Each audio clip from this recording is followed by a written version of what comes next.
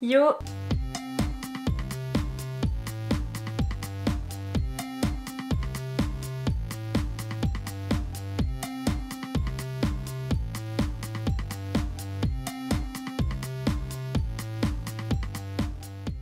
On se retrouve dans une nouvelle vidéo sur la suite du parcours PMA. Ça fait super longtemps que j'ai pas posté à ce sujet. Je vous avais laissé un petit peu en suspens parce que je sais même plus laquelle c'était ma dernière vidéo. Attendez, je vais regarder. One eternity later. Donc j'ai vérifié où est-ce qu'on en était resté la dernière fois, c'était à la stimulation en fait ovarienne. Stimulation qui devait me booster justement les follicules, etc.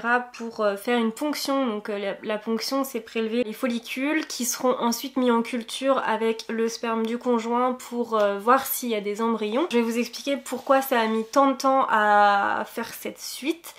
C'est parce que j'ai eu des complications pour changer. Faut savoir que quand on est en parcours endo-girl ou PMA, il faut pas avoir espoir que ça aille vite. Parce qu'en fait, même si on a des rendez-vous qui sont concrets, c'est super long. Il y a des imprévus, il y a des choses qui se passent pas voilà, comme on aimerait que ça se passe, enfin vite, etc.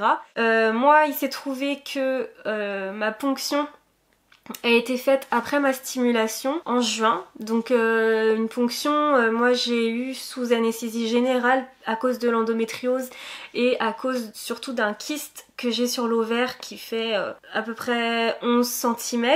C'est gros. Pour éviter de me faire mal en anesthésie locale ou éviter, je crois que c'était compliqué pour eux de trifouiller pour aller faire la ponction, d'aller chercher.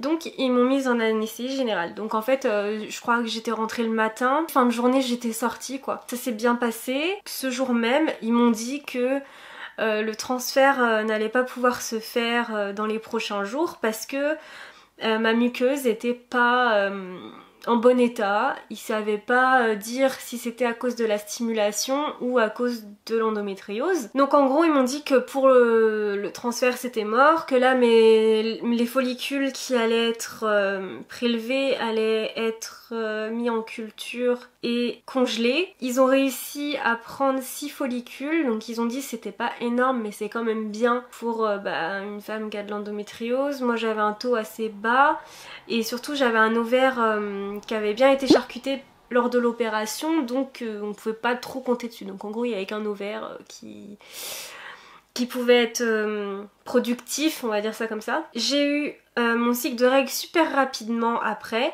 Il a duré 23 jours. Donc là j'ai appelé, j'ai dit bah écoutez j'ai mes règles, est-ce que... En gros il fallait que je prévienne quand j'avais mes règles pour pouvoir fixer une date de transfert. Donc je les ai eu super tôt, je dis bah là j'ai mes règles, est-ce que c'est possible de fixer une date pour le transfert? Donc elle m'a dit bah qu'est-ce qu'on vous a prescrit comme traitement? J'ai dit bah rien, quel traitement? Et en fin de compte mon médecin devait me faire une ordonnance d'un traitement à suivre à partir du moment où j'avais mes règles. Je l'ai appelé.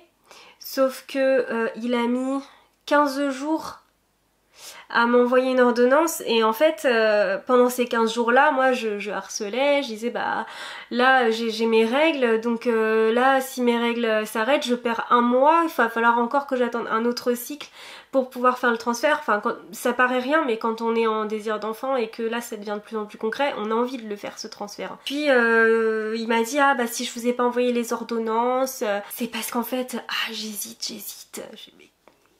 Pourquoi? C'est vrai que votre muqueuse elle était pas en bon état, c'est pour ça qu'on n'a pas fait le transfert tout de suite. Donc est-ce que je vous prévois une date pour le transfert là maintenant ou est-ce que je vous fais passer un examen avec éventuellement un curetage si jamais la muqueuse n'est pas en bon état mais au moins pour faire un contrôle. Donc là je lui dis vous êtes en train de me dire que vous allez peut-être tenter un transfert qui va potentiellement échouer si jamais ma muqueuse n'est pas en bon état et que vous n'allez pas vérifier avant. Oui vous avez raison, on va quand même vérifier. Mais enfin c'est évident en fait, c'est pas à moi de te dire comment faire quoi, c'est pas possible. Donc ouais, j'étais assez choquée. Là j'en rigole mais je vous assure que c'était vraiment pas marrant. Déjà il m'a fait perdre un mois, ensuite il a mis 15 jours à m'envoyer ces putains d'ordonnances. Moi comme mes règles étaient passées, c'était foutu pour ce cycle là, il fallait que j'attende le prochain cycle de règles. Et là, donc j'avais fait un cycle de 23 jours, et là le cycle, je commence à dépasser les 48 jours, donc le maximum que j'ai déjà fait. 48 jours, 50, 60...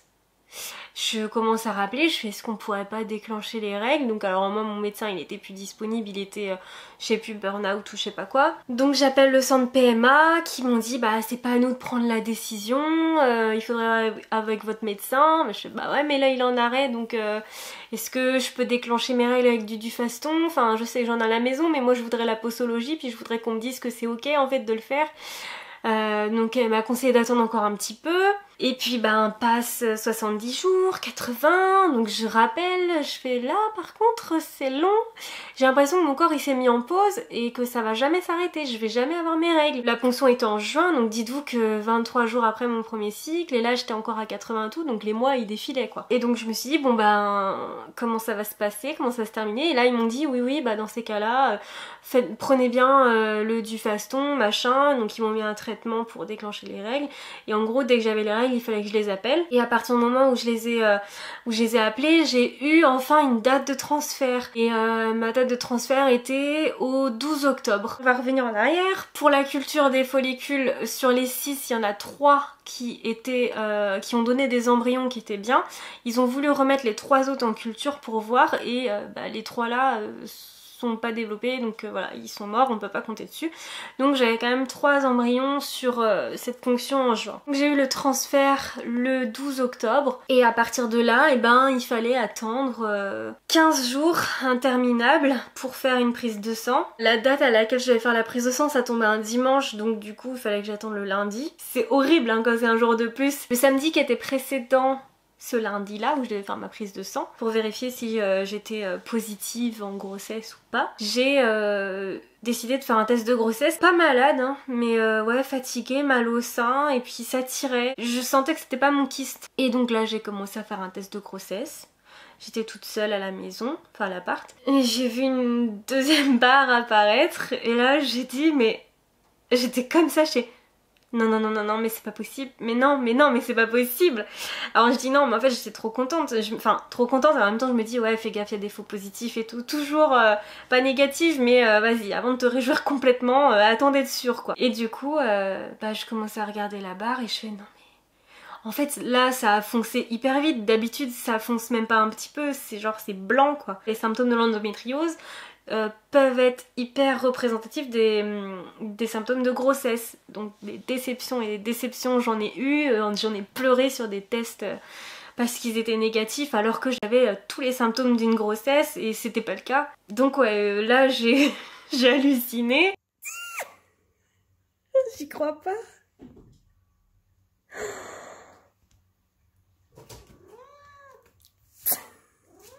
Ouais, c'est trop bien.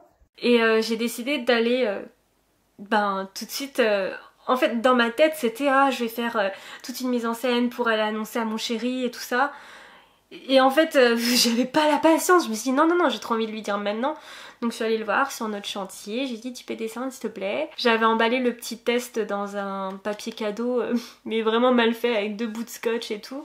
Et je lui dis j'ai un petit cadeau pour toi. Donc je lui donne, il fait c'est quoi, c'est un stylo. Je fais ouais, j'ai gratté un truc à la boucherie et puis du coup j'ai gagné un stylo. Et bref, du coup il a ouvert et il a bugué quoi, il a dit mais il y a 2 traits, ça veut dire que... Je dis bah oui, ça veut dire que ça a marché. Du premier coup pour une FIV.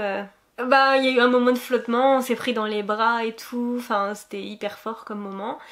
Et je lui ai dit est-ce que tu pourras quand même passer à la pharmacie ce soir pour me prendre un autre test, comme ça j'en refais un demain pour être sûre. Et ce test là du coup je lui ai fait découvrir lui-même en fait les 2 barres le lendemain. Donc c'était marrant. Et là au moment où je vous fais cette vidéo, on a déjà fait notre première écho, tout va bien, on a entendu le cœur du bébé, et là on a la prochaine écho qui est prévue pour l'écho des 3 mois. Donc voilà pourquoi j'ai traîné à faire cette vidéo aussi, parce que déjà j'ai eu un cycle de 100 jours, qui a bien décalé mes plans pour la suite de la PMA. Mais en plus de ça, c'est...